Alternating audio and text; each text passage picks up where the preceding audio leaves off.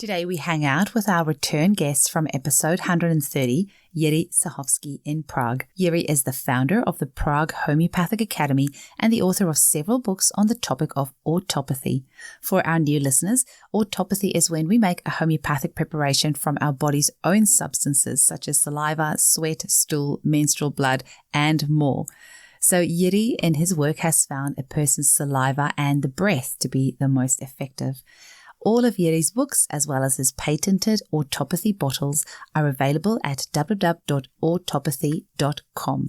I hope this episode inspires you to try this form of homeopathic treatment for yourself, either as a home user or as a practitioner for your clients. Enjoy the episode. Welcome to the Homeopathy Hangout, where we discuss all things homeopathy from around the world. And now my mum and your host, Eugenie Kruger. Hello, homies, and a very warm welcome to Homeopathy Hangout. Today, we have a lovely return guest, which so many of you just sent me emails about the episode and found it so fascinating. It is the lovely Jiri Cehovsky from Prague. Welcome to the show, Jiri. Thank you for your invitation. It's a pleasure. Now, can you please just pronounce your name correctly for our listeners? Because I know I butchered it. How would you say your name in Czech, just so we can hear it correctly? So my name is Jiri Cehovsky. That's beautiful. Because I know that other nationalities don't speak Czech. So I don't persist that it must be said like this. It's lovely. It's okay. Jiri Cehovsky. Okay, we'll go with that. Now, your episode on autopathy on the podcast really was mind-blowing for so many people, and so many homeopaths messaged me afterwards and with photos of your book and saying that they're getting into autopathy and they're going to be using it in their clinic. I'm really excited to have you back today just to talk a little bit more to us and go a little bit deeper into things. So where do you want to start this episode off with? What other things can you share with us about autopathy? It's very large area of knowledge, which is partly similar to homeopathy because it has developed from homeopathy in my practice, not only in my practice, but also in Hahnemann practice, which is less known, but there exist records in his books of cases that he used also diluted saliva in the case where homeopathic remedies failed. And he was successful, but he was very old and he didn't have time to develop this completely new method. So it's now a task it's for now us. It's now up to you. Yeah. So it's a large area and the method is apparently simpler than homeopathy because in homeopathy you must know a big amount of information about remedies and computers and the methods and all this together. While in autopathy it's sometimes sufficient to read only one thin books having only 240 pages. And I have feedback from people who used the method that they were successful after reading so few pages. So it's something surprising. And for the first look, somebody can think that it's downgrading homeopathy because we can reach the same results with much less knowledge. But it's not true. It's not true because I practice it for 20 years and it has really so many tiny secrets and tiny knowledges hidden under this simple picture of autopathy that it's very difficult to describe it in a 1 hour meeting. So I think it can be compared, for instance, to Chinese pulse medicine, pulse diagnosis, where somebody says it's very simple. He holds the hand and knows what's going on. But it's not true. It has many tiny aspects which are known only to experienced practitioners and educated practitioners. So I organize courses in homeopathy, in homeopathy too, but we speak about autopathy, special courses for autopathy, and special courses for advanced autopaths, for instance, counselors in autopathy. We have also special courses for advanced people. So we have some grades of the education, and people progress from the first to the second to the third and to the education for advanced. So it can be very dangerous for autopathy to apply a kind of simplism, to say it's very simple, spit, dilute, and you will be healthy. It's nonsense. Interesting. There is a development which is usually similar to well-selected homeopathic, holistically selected remedy, to similimum. So we see herring claws of cure clearly appearing during the process and such things. So it's still homeopathy because we use highly diluted information from the nature, because our body is also part of nature. And we also use herring claws of cure, and we use all rules contained in Organon of Medicine by Hahnemann. So it's still homeopathy, but we use a remedy. It's not remedy, but the homeopathically diluted information from the body of the person to be treated. So when would you use these remedies? And the way that people can listen to our first episode where you talk about how you prepare them with your special flask that you've made. But how would you know what potency to use? How often would you give it? I guess this is all the types of stuff that you learn in your training. And also, can people do this training online from anywhere in the world, or is it only offered in Czech Republic? It's possible to treat people also online, as well as most of my lectures are only online, resulting from the pandemic, of course. And so all this is possible because it's an interview as well as in homeopathy, only interview, and we gather information from the client about his state of mind at the first, and the state of the body. And we are especially interested in their feelings. We are much less interested in their diagnosis given by doctors. But it's also classical homeopathy, which is of this kind. So it's nothing new for us. So if somebody comes to see you for a case, would you just give them an autopathic remedy straight away? Or when do you use it? Do you use it in every case or only in some of your cases? First of all, I don't call it remedy because it's a completely different thing. It's spiritual information. I would like to remind paragraphs 9, 10, 11, and 12 in the Organon, where Hahnemann clearly states that even homeopathy is a spiritual method of treatment. And all depends on the vital force, which is spiritual, and also essence of the man is spiritual essence. And Hahnemann also says that all diseases come from a disturbance of vital force.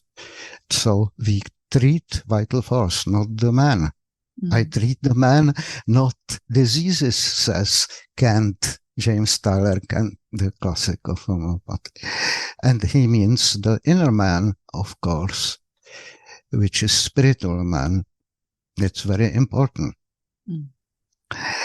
I think it's very good to remind these basic principles of homeopathy. And I was always aware about them, also before I discovered autopathic principle.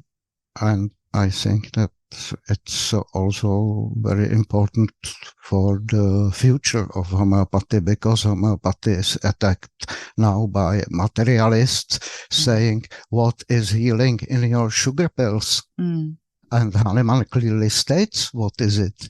It's a spiritual healing property of the raw substances. And the same is also here. So we don't treat by saliva, but by the tiny imprint which is given by the soul of the man to the saliva, because saliva was created by this essence of the man. And that's why the saliva contains information about vibrations of our inner fine matter, I say, or spiritual inner ruling principle, organizing principle. Yeah, I think very important to have it always in mind when we speak about autopathy. Because in homeopathy, if you take a sugar pill, the sugar pill as patient, the sugar pill still looks as other remedies, corticosteroids and all these remedies are very similar shapes, have very similar shapes. But if you prepare in a glass tool the high dilution of your saliva or breath even, then there is for sure that it's something intangible, immaterial, and therefore spiritual. Most people really, if somebody is really materialist in his basic belief, which these people are among homeopaths very rare, I believe, then he cannot do it because he clearly sees that the saliva disappeared and is not anymore present in the glass during the process of the dilution. But we dilute it more and more and more, and we can reach even homeopathic potencies of 10 m or 50 m, some people do, and it works. And in this moment, it must be clearly said that it's a spiritual kind of healing as well as homeopathy, of course. That's amazing. So are you still seeing clients or are you just lecturing? I mean, not just lecturing, but Yes, I lecture every week, and I also have every week clients, which are partly physically present in my consulting room and partly on internet, of course. Oh, wow, amazing. And so I have full practice. Wow. How many of those clients would you give an autopathic remedy to, or did all of them get it, or just some of them? You ask how many during the time? From the beginning? Yeah. Oh, that's just these days. Like, would you? I can estimate it was 1,000 or 1,200 or something like that. Amazing. It's my estimation, but my experiences are not derived only from my practice, because it comes also from conferences, for instance, where we meet annually every year since 2008. So now in January it was the 15th conference, and there are usually about 12 or 15 speakers. And all of them are practitioners which have large experiences, and they gather these experiences. These are usually case analyses which are on the program of the conference. And there we teach from other people how to proceed in similar cases, similar states, which are presented to us by our clients. Yeah, so it's a huge amount of sharing. The last conference was international. There were also practitioners of autopathy from the US and Canada. And it was in a Zoom, of course. There were about 130 participants. Wow. And so it's just an autopathic conference. It's just based. Wow. Okay. Yeah, only autopathic conference. Wow. We speak only about autopathic cases. And that is most of counselors also practice only autopathy. Some of them also homeopathy, because I teach autopathy together with homeopathy at my homeopathic school in Prague, but much more people attend my special courses on autopathy. And it can easily be forgotten. And it's interesting that you say that Hahnemann used it as well, because that's not something that we get told very much about. You find a record about it in Rima Handley's book, Homeopathic Love Story. It's a British homeopath and the historian of homeopathy. The book was published by Atlantic Books in America in original. Cool. So it's very useful to read it, because there are cases from Hahnemann's practice from the period when she was living in Paris, and which was very fruitful. So, Jiri, what sort of cases have you found that autopathy responds best to? Like, would you use it in all cases, or are there just some that you find particularly respond well to this? I use almost solely autopathy. Only in a special case, sometimes it happens that during autopathic process, you see more clearly the constitutional remedy, which was covered by new symptoms caused by allopathic medicine, for instance, etc. So it's very difficult sometimes to find the right simillimum for the person.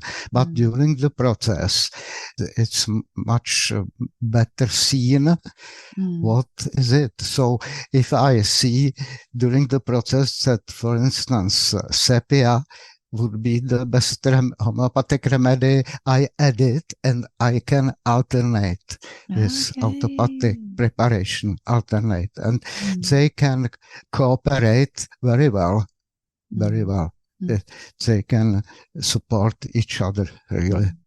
And are there like certain conditions? Like, have you found that particular conditions respond better to homeopathy than others? So, for example, arthritis or migraines or Crohn's disease or thyroiditis, or are there any particular conditions? Yeah, we have used different kinds of autopathic preparation for different states of body and mind.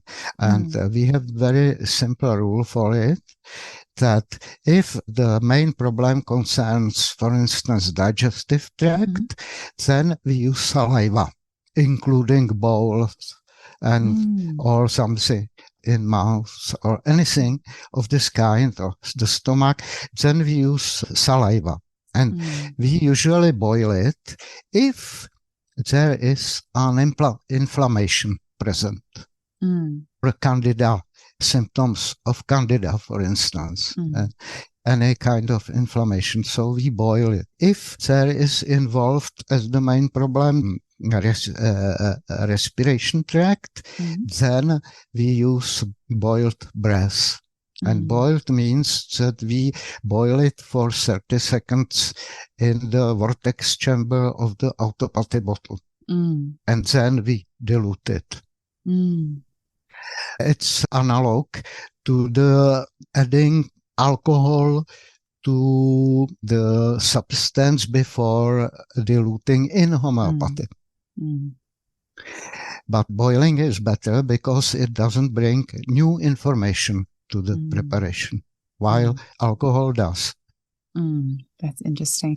Yeah, I think I was saying to you that I just, out of sheer desperation with my poor husband, I think we chose each other in this lifetime, because I have a very strong constitution. I've got a bit of a achy left hip, but that's about it for me.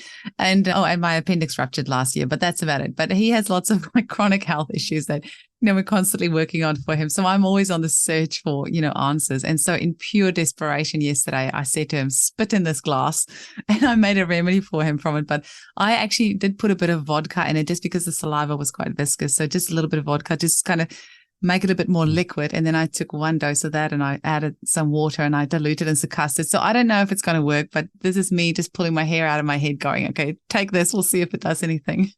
Yeah, but I think it's much safer to observe really rules given in my book, which I wrote about after 15 years of practicing, because I used different approaches and I was really experimenting a lot, and hundreds of my students also were experimenting. And we were communicating about it, and we know what is better, what is the best, and what is completely wrong and doesn't do anything. So it's better to observe what we found instead of experimenting, because it could then take other 15 years to find the right way. No, I completely agree. I have got a real problem, because with all these homeopaths that I've interviewed on the show, I have a list of like a gazillion books that I need to read, including yours. And I also need to still find out where I can get an Autopathy bottle from, where I can order it from, because I really want to make my way through all your books, get an Autopathy bottle and start playing with that in my clinic. But I need to also find out how to get more time in my day, because 24 hours is not enough. I need at least like 100 hours a day to get everything done I want to do.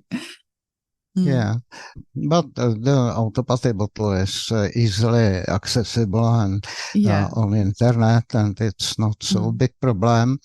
But I think it's also possible to experiment with vodka, not boiling, and with. Well, you've already done the experimentation, so I'm happy to follow your advice. I just need to actually go and read the book. It's fine.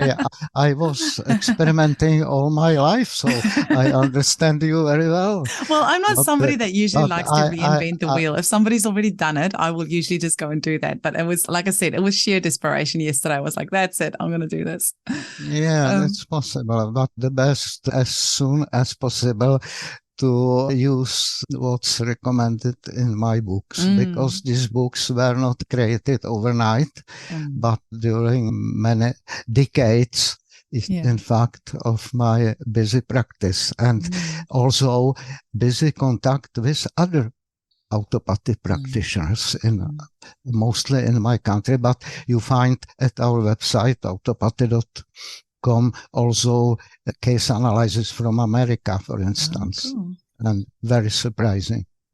And is autopathy.com the best place to buy the books and the Autopathy bottle? Is that the best place? Yeah, it's the source of knowledge as well as any material necessary for it. Yeah. And you ship worldwide as well? Yes. Oh, easy peasy. Okay. Worldwide. It's shipped worldwide. I just need to get my A into G then. I don't know if you have that saying over there, but I just need to get my A into G. There is no problem if you live in Australia, Africa, or anywhere else. It's still very well accessible. So can you maybe talk to us a little bit about the preparations made from the chakras? From chakra. Oh, chakra. You said chakra. Oh. Yes, international word, of course. Okay, chakra work. It's another difference from we use the spiritual body or the astral body. It's called in Europe, for instance, and in India, chakras, or in Asia. And I cling to this term chakra. These are energetic or fine matter centers of the man, and the most important is about 15 centimeters over the head, outside of the body. And in all physical preparations from saliva, from the breath, or we can also prepare autopathy preparation from the stool, for instance, in cases of some problems with bowels, for instance. So all this physical information is spiritualized. In fact, the unmaterialized by the process of homeopathic delusion, and then it's put on the sixth chakra. It's between eyebrows on the forehead, where is the highest bodily chakra. And the importance of the chakras, or hierarchy of chakras, is that the highest is most important and contains also information from subdue chakras, which are from the lower ones. Okay. Yeah. So we can also not only put it on the sixth chakra, the final preparation from saliva, for instance, and the information is then by nadi and meridians distributed to the body, to all organs, and we know it, observing the effect. So it's happening really. And we also can prepare it directly from the seventh chakra, which holds the perfect picture of the healthy man. Wow. But we are untuned. Our bodily system is untuned to the reception of the information from the seventh chakra. And this is also the effect of autopathy, to connect us with the higher organizing part of the man. If the connection is diminishing, then we become ill, and we can even die, and we die finally, all of us, of course.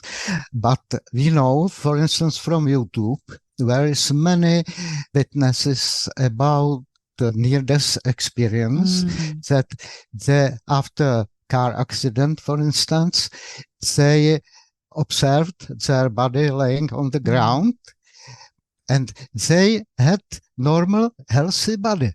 And they were very surprised to seeing their body completely broken on the asphalt. Yeah, and it is because there is complete, perfect picture which is materialized in the body. So we can call it a spiritual view on homeopathy. I know that some homeopaths completely dislike this kind of speech, and I apologize to them, but I say... Don't apologize, they just need to open their minds. Yeah, okay. But it can be useful even for them. I don't speak with my clients about any spiritual background of it. I don't speak about it because they know that when they prepare in the glass tool the autopathy preparation by the vortex dilution, that it's immaterial. They know it, so it's not necessary to explain it. Yeah. That's really cool. And like, this is something that anybody as a home user can do as well, right? Like you were saying, it's not bringing in any new information. It's all information that is already within the being. And so you can't really, it sounds like you can't really have aggravations, can you? Like, do you see many aggravations with autopathy? In my first books, I was speaking about aggravation, and I were comparing it with homeopathic aggravation. But now, gradually, I found that this is something very different, because if people come with multiple different diseases in mind and body, it's normal that people come with 12 diseases, 12 diagnoses from mind. And in this situation, they have a gravity of the pathology. So they cannot be healthy from the beginning of autopathic process. It can take really time, and some people need longer time. Other people need only relatively short time. It's very different. People differ very much. I use in my books the word karma about it, because it's the hidden state of mind and body which is completely unknown to us. Sometimes it happens that a child with only superficial problem, atopic eczema, goes ahead very slowly, and it's a complex development.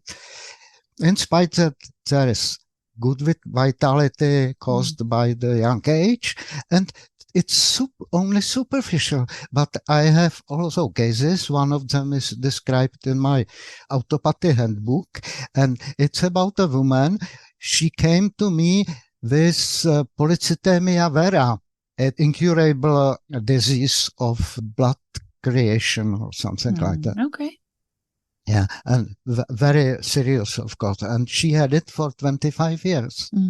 And she had also many other problems, including that she wasn't able to walk because very serious arthritis in knees. And she was 87.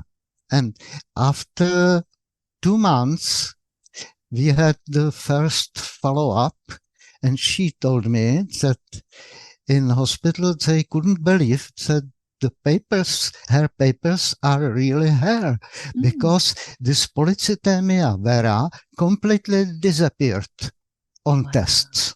Was this with the saliva, or did you use... Together with it, she could walk again. And did you use the saliva for that case? Or was it was boiled. chakra? It was boiled breast. Boiled breast is perfect for any problems with blood and also for arthritis, for any problems with joints. It's boiled breast.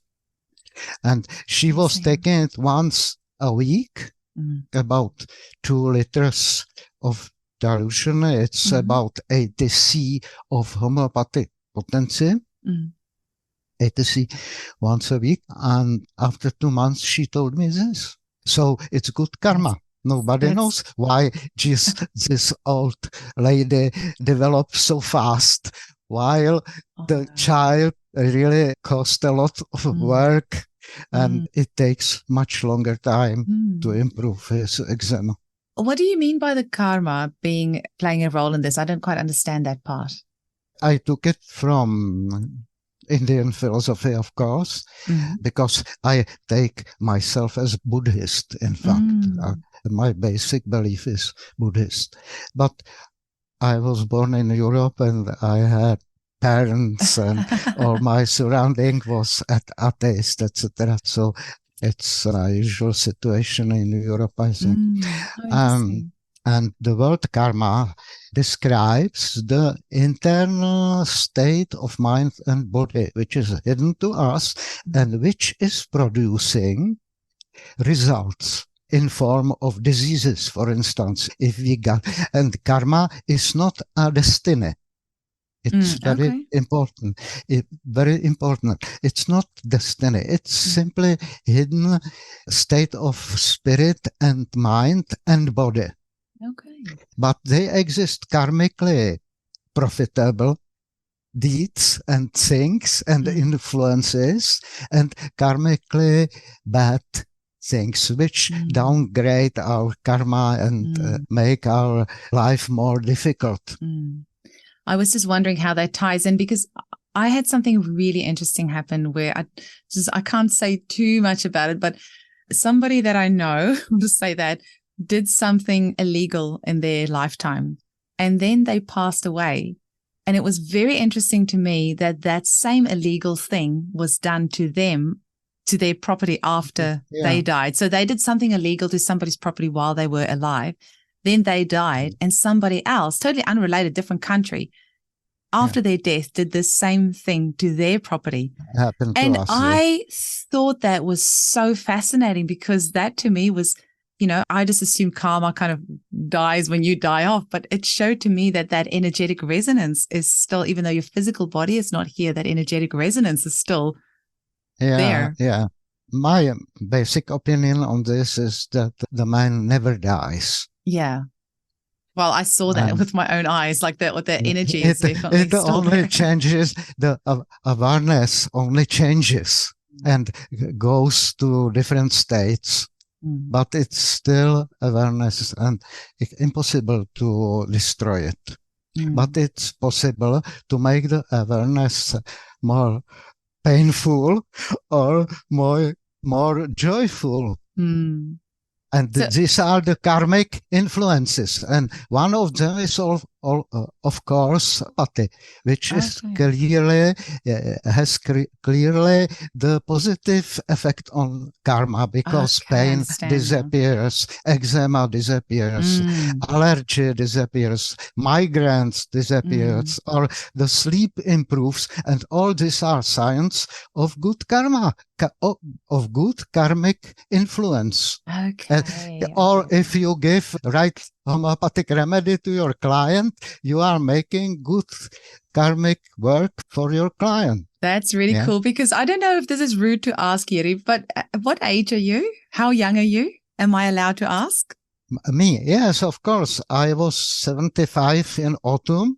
Wow. And I started to practice homeopathy 45 years ago. Wow. 43. See, I believe when you say that as homeopaths, I think we help our clients get good karma by helping them, but I think we maybe get some too, because I don't know many other professions where people are still practicing professionally into their 70s. And, Jill Turland is 80 and she's still practicing. And this lady, Alvia in South Africa, she was 92 when she passed away last year, and she was still giving out remedies on the day that she died, apparently. So I think maybe that's good karma for us homeopaths as well. I hope so. Anyway, I want to practice into my 80s for sure. Yeah. Hahnemann lived and practiced till 88. 88, exactly. So I'm his follower, and my goal is to be to have a similar trajectory. Professional. Yeah. I don't know if I will succeed, of course. Well, we'll have a lot of fun on the way, hey?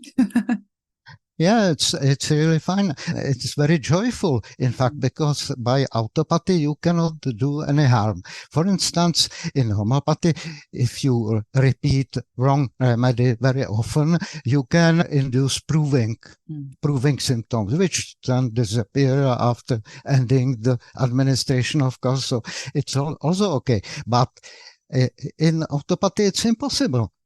Because it's still only the information which was forming you and is forming you now, also without autopathy. That's cool. So I like that. This is the most similar information in the space, in fact, the information taken from our bodies. That's really lovely. Jiri, have you got any final message that you want to leave our listeners with? And obviously your website is autopathy.com. Is there any final message that you want to leave our listeners with? I think that any appearance of autopathy on the internet seems to be theoretical. It's theory, but it's necessary to try it. And if you try, then it's completely different, and you can follow your own experience simply. Yeah. So my advice is not to hesitate to try it and evaluate what it's doing. That's brilliant. It was so lovely to hang out with you today. Thank you so much for sharing your knowledge. And I hope many more people get your books and get your autopathy bottle. And I've got the kick up the bum now to go and place my order. And I want to have a chat with you about getting a bulk order of maybe having a bulk order of the autopathy bottle sent to Australia, because I'm sure there will be loads of our listeners here in Australia that will want to buy some. All this is possible, and you'll find information on autopathy.com, which is source of anything concerning autopathy. Brilliant. Thank you so much, Jiri. Have a wonderful day. Thank you for your invitation for this nice talk. It's a pleasure. All the best.